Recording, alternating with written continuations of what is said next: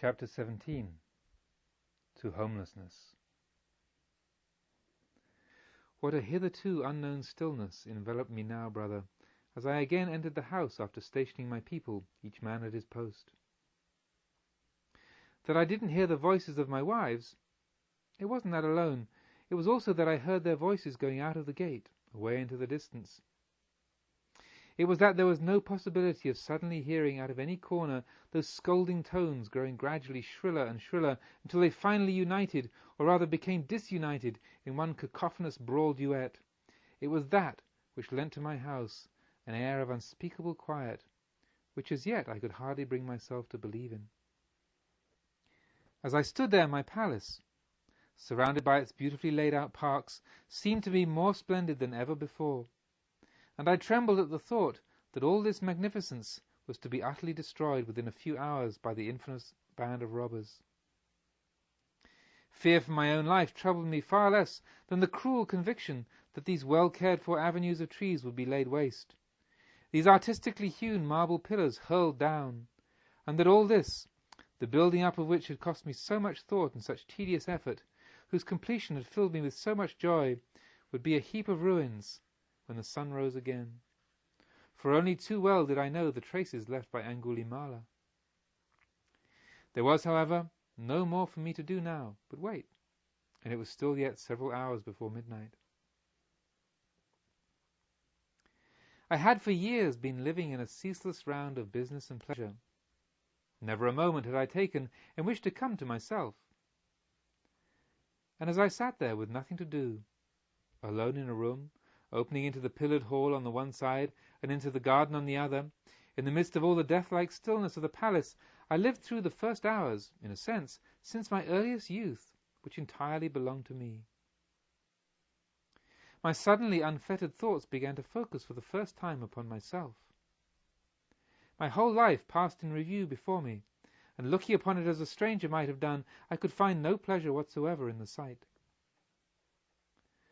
These reflections I interrupted a couple of times to make a round through the house, courtyard, and garden, and thus assure myself that my men were on the watch.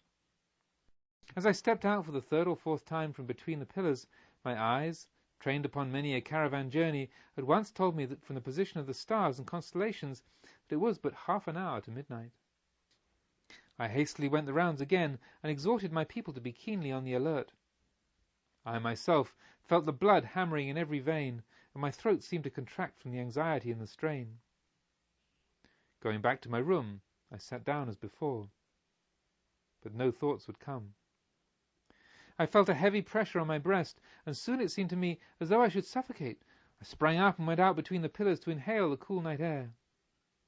As I did so, my cheek was softly fanned by what seemed to be a passing wave of air, and immediately thereafter the hoot of an owl sounded in the stillness. At the same moment, a strong odour of the blossoms of the night lotus was wafted towards me from the garden ponds. I had raised my eyes in order to calculate once more for the hour from the stars, when, there it was, I beheld across the deep blue expanse of the heavens, between the black treetops, the softly glowing radiance of the Milky Way. The heavenly Ganga. I murmured involuntarily, and in a moment it was as if the pressure on my breast were loosening, were rising in a warm wave within me, to pour out in a stream of hot tears from my eyes. It's true that I had, a few hours earlier, when my whole life passed in review before me, thought of varsity and the brief season of my love, but then only as of something distant and strange that seemed to be no more than a foolish dream. Now, however, I no longer thought of it at all. I lived it again. I was all at once the self of the past and the self of the present, and with genuine horror did I become aware of all the difference. At that time I possessed nothing except myself and my love, and these, were not these inseparable? Now, oh, what did I not possess now? Wives and children, elephants, horses, cattle, draft oxen, servants and slaves, richly filled warehouses, gold and jewels, a pleasure park and a palace, the possession of which my fellow citizens envied me. But where was I?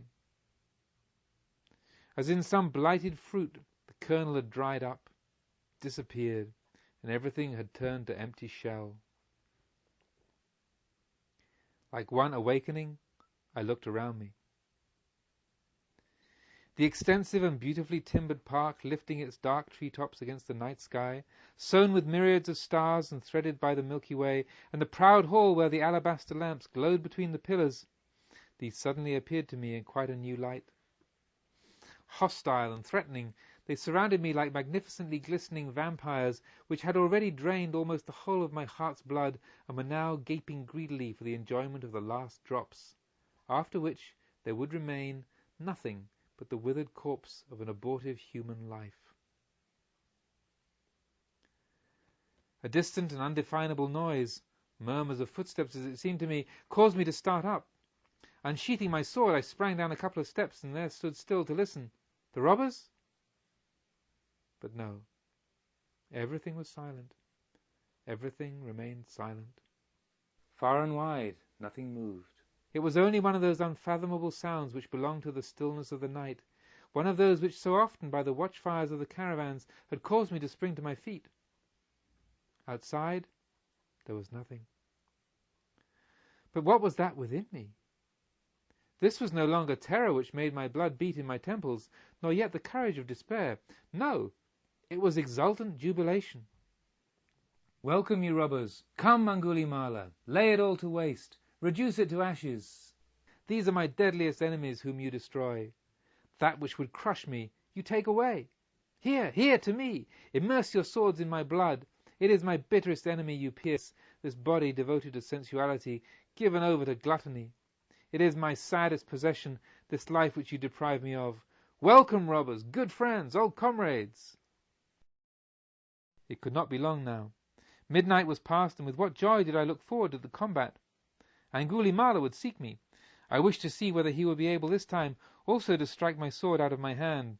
Oh, how sweet that would be, to die after I had pierced him to the heart, him to whom alone all my misfortune was due. It cannot be long now.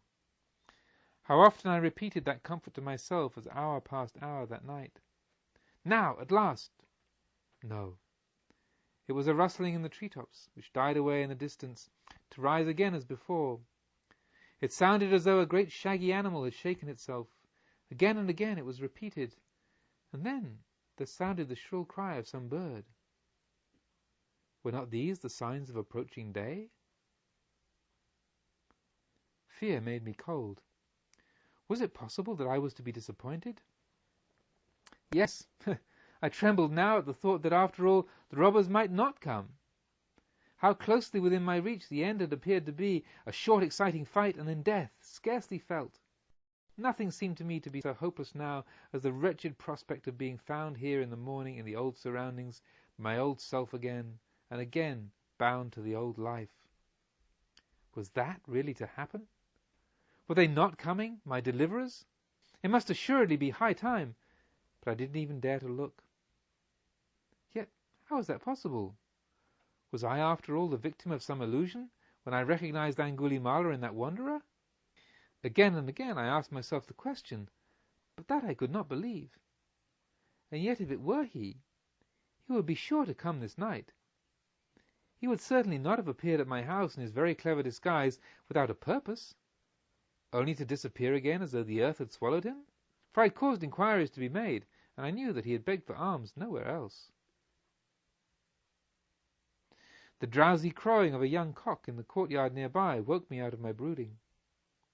The constellation that I sought I was now scarcely able to find, several of its stars having already sunk beneath the treetops. All the other groups, with the exception of those that stood highest in the heavens, had lost their clear twinkling. There was no long room for doubt. The grey dawn was already heralding its coming, and an attack by Angulimala was absolutely out of the question. But of all the strange things that I had experienced this night, the strangest came now. The recognition of my immunity was not accompanied by any feeling of disappointment, still less, however, of any relief because of the disappearance of all danger. But a new thought had suddenly arisen and possessed me utterly. What do I really need those robbers for? I had longed for their torches and pitch garlands to come and free me from the burden of this magnificent property. There are people, however, who of their own free will divest themselves of their possessions, and lay hold of the wandering seeker's staff. As a bird, whithersoever it flies, flies bearing only its wings, and is content with these, so also it is with the spiritual seeker. They are content with a robe to cover the body, and with alms food to sustain health and life. And I have heard them say in praise of that life, the household life is crowded and dusty. Wide open, like the free air of heaven, is the life of one gone forth. I had called upon the swords of the robbers to kill this body, but if this body crumbles into dust, a new one is formed, and out from the old life goes forth a new one as its fruit. What type of life would go forth from mine? It's true that Vasati and I solemnly swore by yonder heavenly Ganga, whose silver waves feed the lotus ponds of the western paradise, that we would meet in those fields of the blessed. And with that vow there was formed, as she said, for each of us there in the crystal waters of the sacred sea a life-bud, a bud that would grow by every pure thought, every good deed, but at which everything low and unworthy in our lives would gnaw like a worm. Ah, I felt mine must have been gnawed utterly away long ago. I had looked back over my life. It had grown unworthy. Unworthiness would go forth from it. What would I have gained by such an exchange? But there are, as we know, people who before they leave this life destroy every possibility of rebirth on earth, and who win the steadfast certainty of eternal bliss. And these are the very people who, forsaking everything, adopt the wandering seeker's life. What then could the burning torches of the robbers, what could their swords do for me? And I, who had at first trembled anxiously because of the robbers, and had afterwards longed impatiently for them as my one hope, now I neither feared them nor hoped for anything from them. Freed alike from fear and hope, I felt a great calm. In this peace I assuredly experienced a foretaste of the joy which is theirs who have reached the spiritual seeker's goal. For as I stood in relationship to the robbers, so those seekers surely stand in relation to all the powers of this world. They neither fear them, nor do they hope for anything from them. They simply abide with them in serene and perfect peace. And I, who a mere 20 hours earlier had feared to start out on a short journey on account of the hardships and the meagre fare of the caravan life, I now decided, without fear or vacillation, to journey shelterless and on foot to the end of my days, content to take things as they came. Without once going back into the house, I went straight away to a shed lying between the garden and the courtyard, where all kinds of tools were kept. There I took an ox goad and cut the point of it, in order to use it as a staff. And I hung over my shoulder a gourd bottle, such as the gardeners and field workers carried. At the well in the courtyard I filled the gourd, upon which the house steward approached me. Angulimala and his robbers will not come now, master, will they? No, Kolita, they will not come now. But, master, are you going out already? Even so, Kolita, I go, and of this very matter I desire to speak with you. For I go the way now that people call the way of the noblest birds of passage. From this way, however, Kolita, there is no return for one who perseveres in it. No return to this world after death, how much less to this house during life.